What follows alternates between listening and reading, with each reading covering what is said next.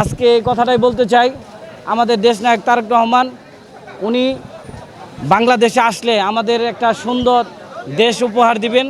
আজকে আপনারা বিজয়ের রিল্যাক্সে আজকের যে সারা বাংলাদেশের প্রোগ্রামগুলো আপনারা দেখছেন, আমাদের দেশনায়ক তারেক রহমান উনি আজকে প্রধান বক্তব্য হিসেবে আমাদের বক্তব্য দিয়েছেন এবং এই বিজয়ের রিল্যাক্সের উদ্যোগ উনি অর্ডার দিয়েছেন সারা বাংলাদেশের। আজকে ঢাকা শহরে আনাচে কানাচে সারা বাংলাদেশে আপনারা দেখেছেন লোকের অন্য হয়ে গেছে।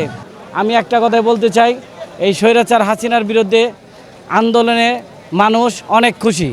এই স্বৈরাচার হাসিনারে কেউ চায় না, আমরা বিগত আগেও দেখেছি, এখনও দেখে আসছি।